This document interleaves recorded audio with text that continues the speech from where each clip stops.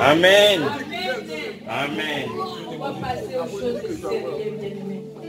va écouter la parole de vie, la parole qui guérit, la parole qui console nos cœurs, la parole qui donne la paix, malgré que tu étais dans des questionnements. Cet après-midi, après avoir écouté la parole du jour, cette parole va nous donner la paix. Cette parole va nous consoler. Cette parole va nous donner encore l'envie d'entrer en profondeur pour chercher la face de Dieu. Amen. Parce qu'il est vivant. Ce Dieu-là, il est vivant. Bien-aimé, il est vivant. Il est présent parmi nous cet après-midi. On ne peut pas cette occasion. Il est là, l'homme de Galilée, au rendez-vous. Il est là, l'homme de Galilée. C'est lui qui nous aime beaucoup.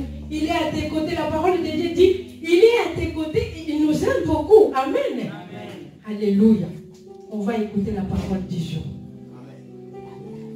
Non, non, non, jamais ne changera. La parole de Dieu jamais ne changera. Non, non, non, non, non, jamais ne passera. La parole de Dieu jamais ne passera. Non, non, non, jamais ne passera. La parole de Dieu jamais ne passera. Non, non, non, jamais ne passera. La parole de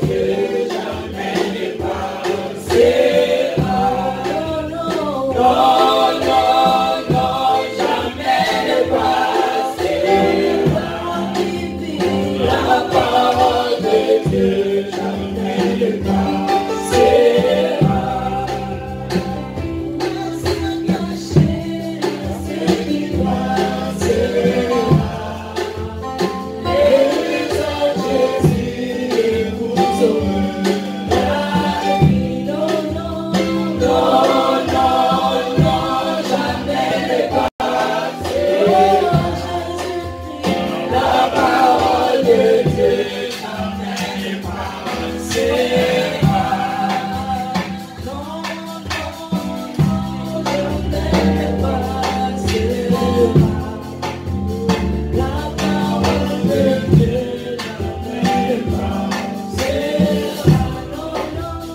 Non,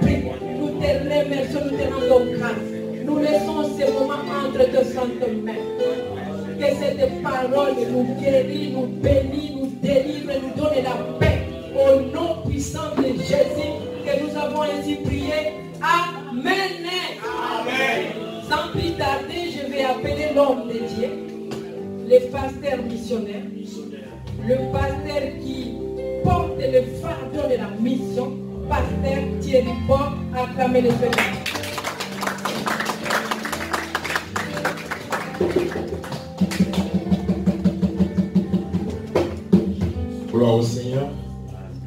Shalom à tout le monde. Shalom. Que Dieu te bénisse. Tu peux dire Amen.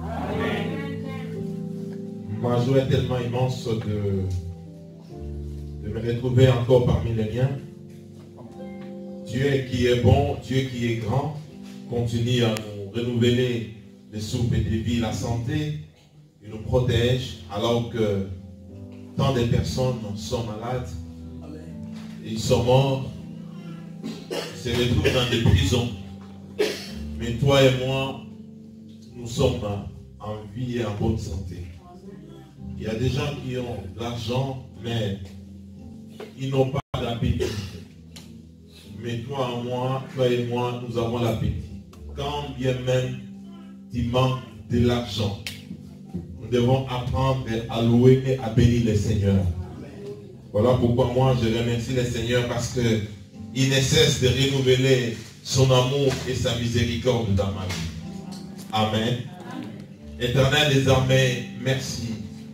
Merci pour cette opportunité que tu m'as accordée encore cet après-midi de me retrouver parmi mes frères et sœurs.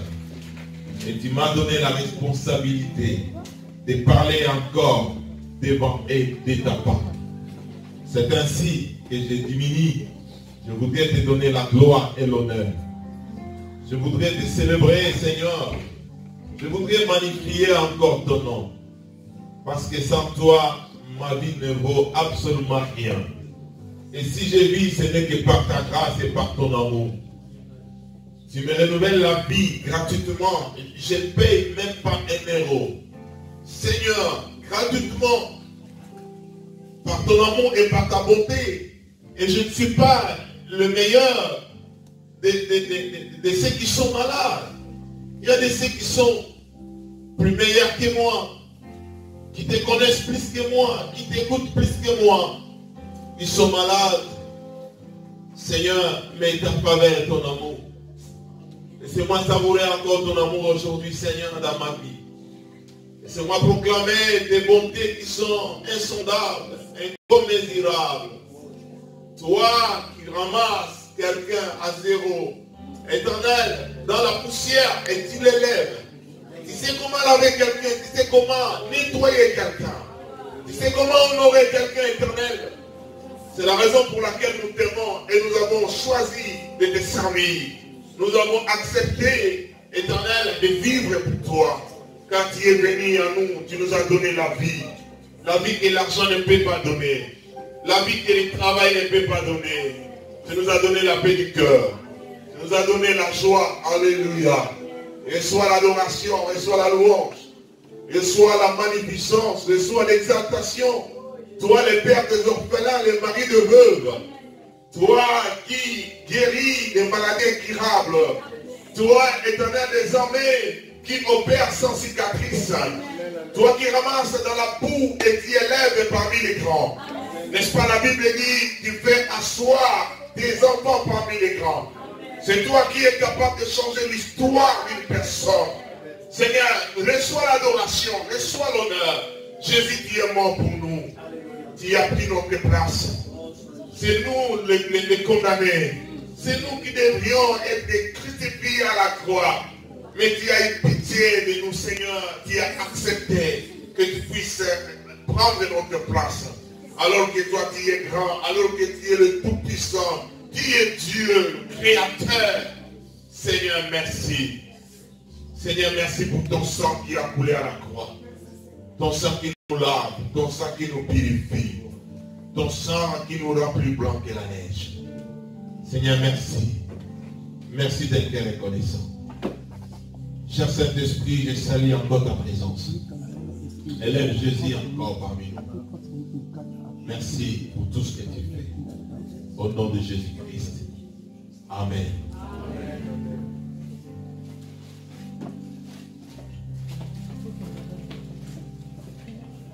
C'est quoi, c'est une invitation?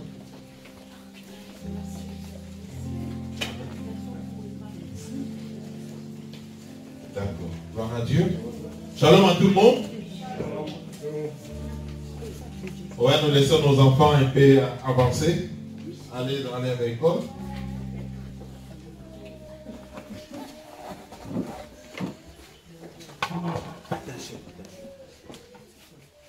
Est-ce que vous avez vos Bibles? Nous allons lire quelque chose cet après-midi. Le Seigneur m'a mis à cœur. Je crois que Dieu m'a parlé et il veut aussi te parler. Parce que il veut t'amener quelque part. Il veut nous amener quelque part. Par la grâce de Dieu, je ne voudrais pas être long. Mais par contre, j'aimerais être clair dans mon message et dans ma communication. J'aimerais essayer, par la grâce de Dieu, résumer l'essentiel. C'est que Dieu a soufflé dans mon esprit. Et ça m'a interpellé moi-même.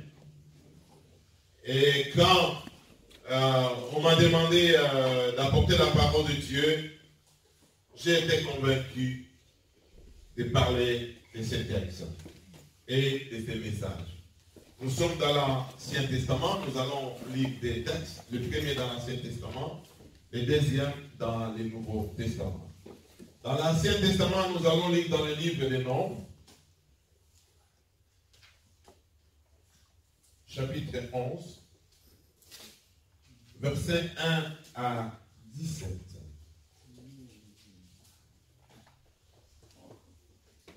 Et le deuxième texte, nous allons lire dans Actes des Apôtres, chapitre 1, versets 21 à 22. Mais nous allons commencer dans les livres de Nombres, dans l'Ancien Testament. C'est-à-dire, je disais, le verset 1 à 17. Au lieu de commencer par le verset 1, nous allons lire d'abord le verset 17. Après quoi, nous montons au verset 1 pour retourner au verset 17. Alléluia. Et pourquoi nous allons commencer au verset 17? C'est l'élément central où le Seigneur m'a communiqué la pensée. C'est ainsi, j'aimerais que cela soit gravé d'abord dans nos cœurs. Et nous allons revenir pour comprendre maintenant le contexte. Le verset 17, la Bible dit: je prendrai de l'esprit qui est sur toi et je le mettrai sur eux, afin qu'ils portent la charge du peuple avec toi, et que tu ne la portes pas tout seul. Je lis un peu le verset 18, juste.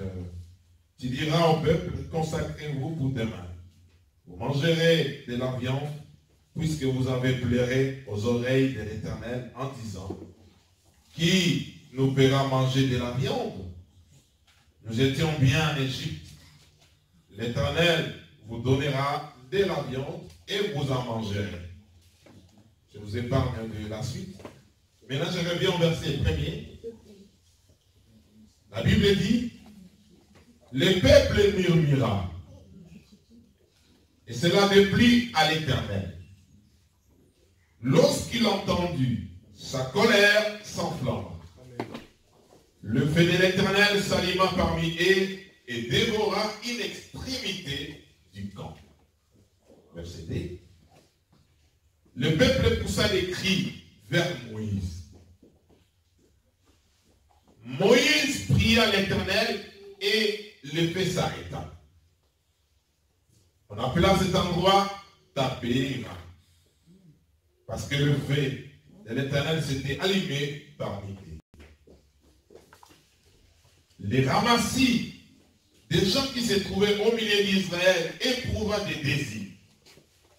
Les Israélites eux-mêmes recommencèrent à pleurer et dire: qui nous donnera de la viande à manger? Nous nous souvenons des poissons que nous mangions en Égypte et qui ne nous coûtaient rien. Faux.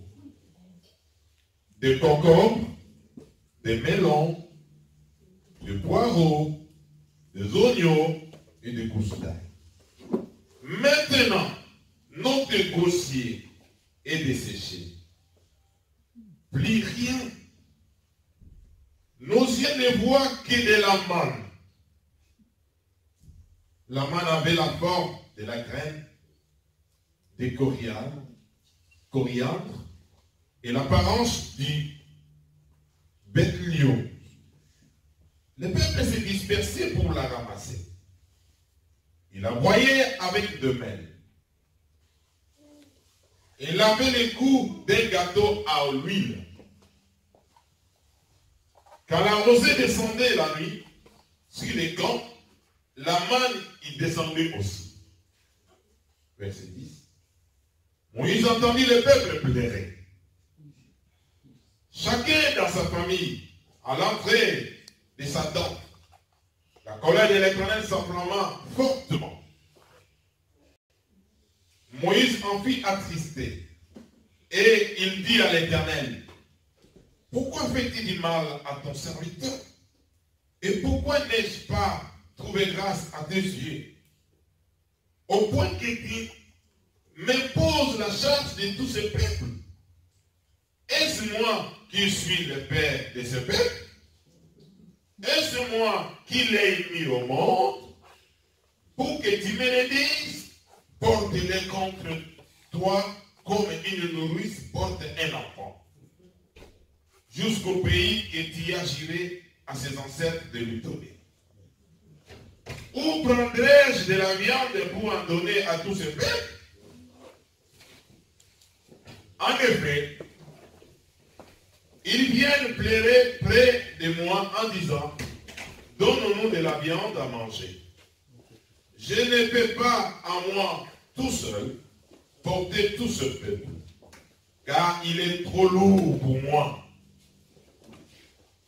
Plutôt que de me traiter ainsi, tue-moi donc. Si j'ai trouvé grâce à tes yeux, et que je ne vois pas mon malheur. Verset 16. L'Éternel dit à Moïse, rassemble auprès de moi 70 hommes pris parmi les anciens d'Israël, des hommes que tu connais comme anciens et responsables du peuple. Amène-les à la tente de la rencontre et qu'ils s'y présentent avec toi. Je descendrai te parler là. Je prendrai de l'esprit qui est sur toi et je le mettrai sur eux, afin qu'ils portent la charge du peuple avec toi et qu'ils ne la portent pas tout seuls. Quelqu'un peut dire Amen. Amen.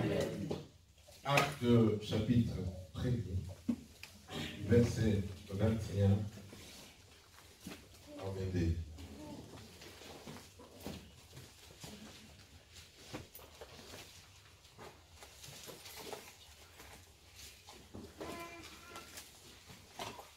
Verset 21, la Bible dit, il faut donc choisir un homme parmi ceux qui nous ont accompagnés tous les temps où le Seigneur Jésus a vécu avec nous.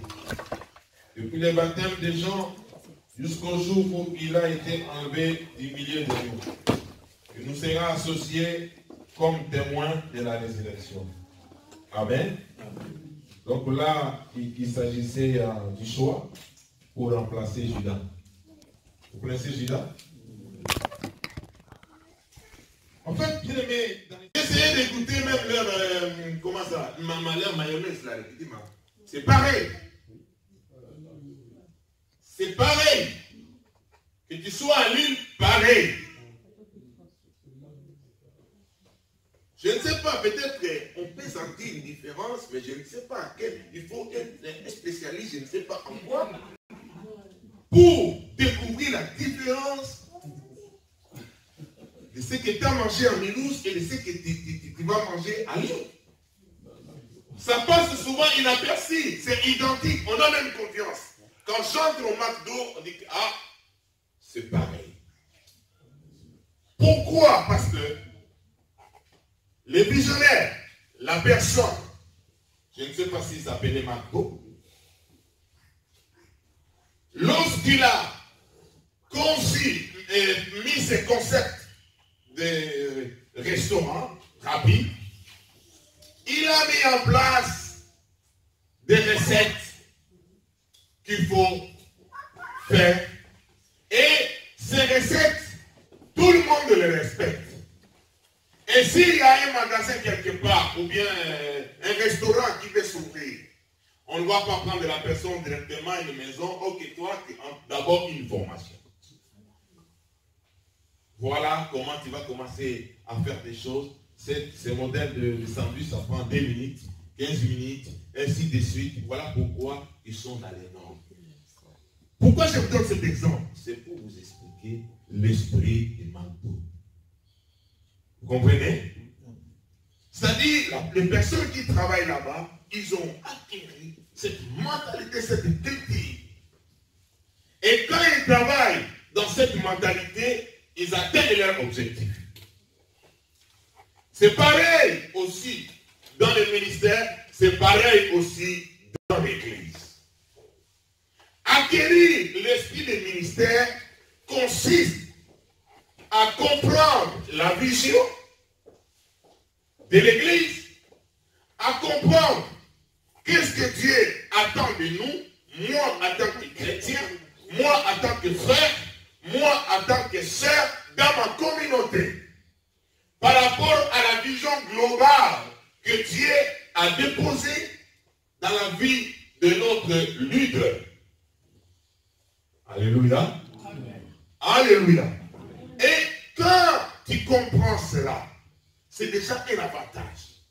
Deuxièmement, quand tu commences à marcher dans cette orientation, ça c'est une bénédiction parce que l'onction est liée à l'esprit du ministère. L'onction est liée par rapport à la vision que Dieu a placée dans la vie d'un homme qu'il a appelé pour le servir. Voilà pourquoi, frère, toi, ma soeur, toi qui es là, tu as la responsabilité de comprendre, nous, les membres d'Ararat, à quoi Dieu nous a appelés. Qu'est-ce que nous devons faire? Comment nous devons orienter notre service?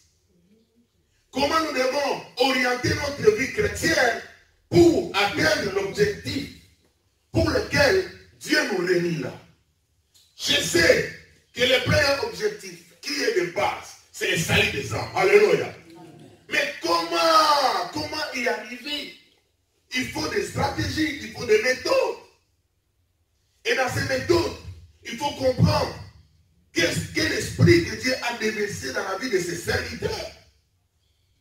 C'est ce que je voulais vous parler aujourd'hui. Je sais, ça peut être difficile ou compliqué. Mais je t'exhorte, frère, de te forcer à comprendre.